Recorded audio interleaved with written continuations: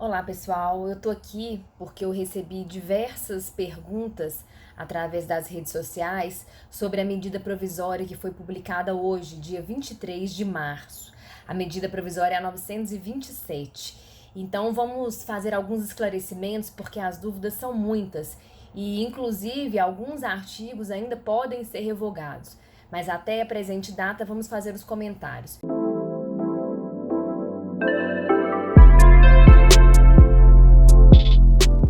Eu fui fazendo aqui algumas observações e vou falar os principais artigos para que a gente possa fazer algumas reflexões sobre eles. O artigo 2º aqui, ele já traz uma preocupação bastante grande quando ele diz que o empregado e o empregador poderão celebrar um acordo escrito para garantir a permanência do vínculo de emprego e que esse acordo ele vai prevalecer sobre os instrumentos normativos, ou seja, sobre convenções, sobre acordos coletivos, mas que deve ser estabelecida o limite, né, da Constituição Federal. Aqui tem uma pergunta que me fizeram, o salário pode ser diminuído nesse acordo? O empregado ele está muito vulnerável, nós não temos um equilíbrio quando se fala de acordo empregado-empregador. Esse equilíbrio, essa balança, ela não é equilibrada, né? Então, a resposta que eu tenho baseado no direito do trabalho é que a redução salarial através desse acordo não pode acontecer, porque o próprio artigo fala que tem que ser respeitado o limite da Constituição Federal, e a Constituição Federal estabelece de forma clara: a redução salarial, ela somente poderá ocorrer por negociação coletiva. O que é negociação coletiva? É através de acordos ou convenções coletivas.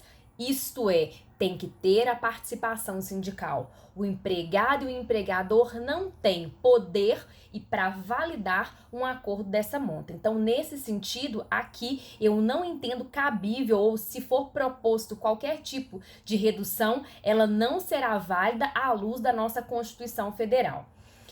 Nós temos outras questões aqui a respeito do trabalho remoto, que é o teletrabalho, o trabalho à distância. A medida provisória diz que o empregador poderá, com prazo de 48 horas, informar ao empregado que ele vai estar trabalhando da sua residência, que ele vai agora fazer um trabalho remoto.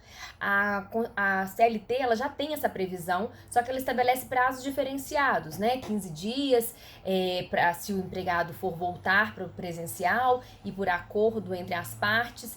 Aqui na medida provisória, o prazo é de 48 horas por imposição do empregador. E a questão é, com 30 dias, as partes deverão fazer um acordo escrito, um contrato, melhor dizendo, um contrato escrito. E esse contrato é que vai prever a responsabilidade por adquirir equipamentos, porque nem todo empregado vai ter um computador, uma internet funcionando bem, enfim, qualquer tipo de instrumento que seja necessário para a realização desse trabalho remoto. Então, isso precisa ser definido: quem vai pagar a luz, quem vai pagar a internet, qual que é o tipo de internet que se precisa, né, a capacidade, isso tem que ser estabelecido. O empregador deve fornecer estes meios caso o empregado não os tenha. Esse trabalho à distância também, essa medida provisória, permite que se aplique aos estagiários e aos aprendizes. Então, apesar deles não serem considerados, né, pela CLT empregados, eles não têm direitos como a CLT tem para outras pessoas, porque tem leis específicas.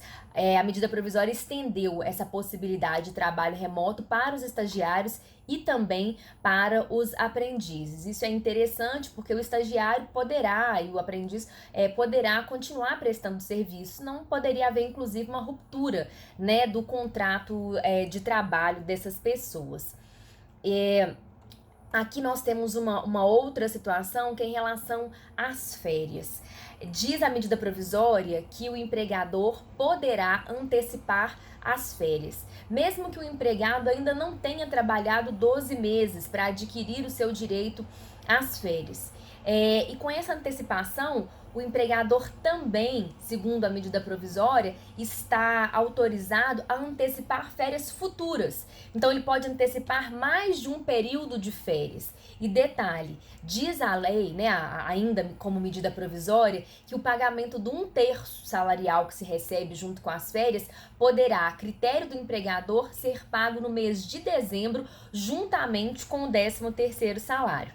E o pagamento das férias, né, propriamente dito, a medida provisória disse que também será diferente dos outros períodos de férias, que o empregador poderá pagar até o 5º dia útil do mês seguinte ao início das férias. Então, se as férias forem dadas no primeiro dia de abril, no dia 1º de abril, o empregador deverá pagar no 5º dia útil do mês seguinte. Então, até o 5º dia útil do mês de maio. Também o pagamento muda, porque atualmente, quando as férias são dadas ao empregado, o empregador, segundo a CLT, deve pagar essas férias com até 2 dias antes do início, né, do descanso, do período de descanso do empregado. E essas férias vão ser comunicadas ao empregado no prazo de até 48 horas. A CLT fala que seria com 30 dias. Então, também houve uma alteração aí para que esses períodos de férias possam ser colocados em prática de uma forma mais rápida. Ainda em relação à antecipação, tá falando aqui sobre as férias coletivas, que as férias coletivas também podem ser dadas pelo empregador, elas só não podem ser inferiores, tanto as individuais quanto as coletivas, em períodos menores do que 5 dias. E elas podem se estender, inclusive, além do limite que a própria CLT fala no caso das coletivas, para propiciar, né, um período maior de afastamento durante essa calamidade, durante essa quarentena que nós estamos vivendo. Ainda diz também a medida provisória que o empregador poderá antecipar feriados. Então, ele pode dar folgas correspondentes a feriados nacionais que ainda estão por vir. Veja bem, a medida provisória, ela não fala de qual período, se é só do ano de 2020 ou se poderia ser até do próximo ano. Então aí tem uma lacuna que talvez precise ser esclarecida, mas o empregador pode adiantar feriados nacionais, municipais e estaduais. A questão é, se esses feriados forem os feriados religiosos, ele precisa da concordância do empregado. O que seriam esses feriados religiosos? Os feriados religiosos são basicamente Sexta-feira da Paixão, o dia da criança, né? O dia 12 de outubro, finados e o Natal. Então, esses são os feriados religiosos, basicamente, são esses, e o empregador deve ter a concordância do empregado para poder antecipá-los também. O que nós temos agora aqui com relação ao banco de horas. Hoje, o banco de horas, ele pode ser acordado, ele pode ser combinado entre o empregado e o empregador. E para que essa compensação, né, porque o banco de horas seria em relação à compensação de horas extras realizadas. Então, para que haja essa compensação, a CLT fala que o prazo é de 6 meses. Aqui, a medida provisória, ela aumentou para 18 meses após o encerramento do estado de calamidade. Então, estendeu muito o período em que o empregador poderá compensar as horas, né, as horas extras, as horas prorrogadas de trabalho que o empregado venha prestar. E aí nós vamos para um artigo bastante polêmico que está ainda em vias de ser revogado. O presidente parece que já se manifestou, mas nesse momento que eu estou fazendo este vídeo ainda não foi revogado, que é o artigo 18, que diz que o empregador poderá suspender o contrato de trabalho por até 4 meses, desde que ele coloque, cadastre o empregado para fazer um curso de qualificação. O que significa isso? Suspender o contrato de trabalho significa que o empregador ficará isento de todas as suas responsabilidades. Quais são? Pagamento de salário, depósito de FGTS, recolhimento de INSS. O empregador deixa de ter, durante a suspensão contratual, qualquer obrigação em relação ao empregado. E aí a medida provisória fala que o empregado tem que ser matriculado num curso que pode ser inclusive virtual e que o empregador poderá, veja bem, poderá, uma faculdade, não está estabelecendo uma regra, poderá pagar uma bolsa, ou seja, um valor, uma contribuição durante esses 4 meses em que o empregado estiver afastado. E essa contribuição não está falando nem de valor mínimo. Daí nós podemos interpretar que essa bolsa pode ser de um valor inclusive inferior ao salário mínimo vigente, o que é um absurdo. E esse valor recebido não vai incidir qualquer tipo de direito. Durante o período de suspensão contratual, é como se o contrato de trabalho ele realmente ficasse congelado. O empregador não tem nenhuma obrigação. O período das férias ficam paralisados, a contagem do período de férias. O empregado durante aqueles 4 meses não tem direito ao 13º. Então, no ano, ele vai receber o que é proporcional aos 8 meses que ele prestou serviços. E isso traz para o empregado um ônus do negócio que é inimaginável sob o ponto de vista do direito do trabalho. É inimaginável uma situação dessa. Então, nesse período de suspensão do contrato de trabalho, o empregado simplesmente vai ficar a ver navios, vai ficar, à sua própria sorte. Me perguntaram nas questões que fizeram pela internet se seria melhor essa suspensão ou a dispensa. Olha, gente, seria muito melhor que se o empregador dispensasse, porque o empregado dispensado, ele tem direito a um aviso prévio, ele tem direito aos 40%, ele tem direito ao seguro-desemprego, portanto, ele tem alguma proteção e vai conseguir viver ainda durante algum tempo. No caso da suspensão do contrato de trabalho, simplesmente de um dia para o outro ele vai ficar sem receber praticamente nada, ou aquilo que o empregador combinar com ele nessa suposta bolsa. Isso é lamentável sob o ponto de vista de quem entende do direito do trabalho. Nós não podemos transferir os riscos do negócio para o empregado dessa forma. Nós entendemos e eu compreendo o momento que nós estamos vivendo, que para o empregador também está muito difícil, mas uma transferência dessa monta, ela é muito complexa.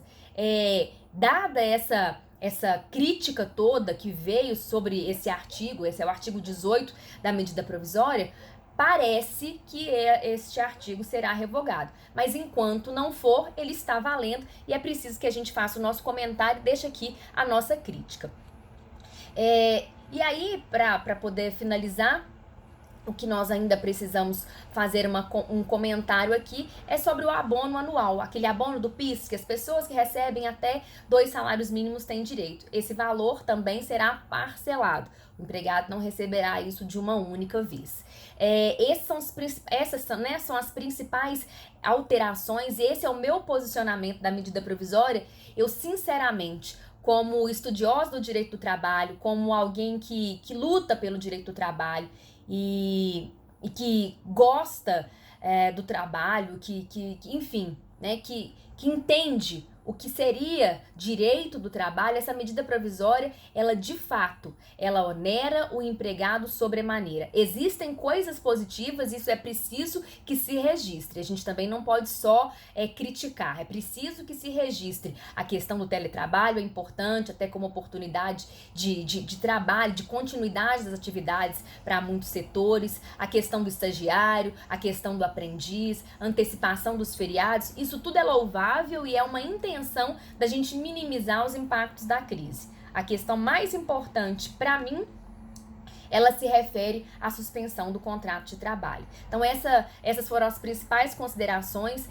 Estamos aí vivenciando um momento que eu já ouvi dizer que talvez seja uma semana onde tenhamos outras medidas provisórias, então teremos vários vídeos para poder esclarecer, as nossas dúvidas. E se você tem mais dúvidas, mande para as minhas redes sociais, meu Instagram, @RubiaMarquesOficial, nós temos o Facebook também, Rubia Marques, eu estou à disposição. Se você gostou desse vídeo, se ele foi esclarecedor para você, compartilha com outras pessoas, não esquece de dar o seu like e se inscreva no nosso canal, porque a gente vai conseguir ajudar a esclarecer nesse momento de tanta dificuldade, nesse momento em que todo mundo está com dúvida, nós podemos compartilhar o nosso conhecimento. Então, até a próxima!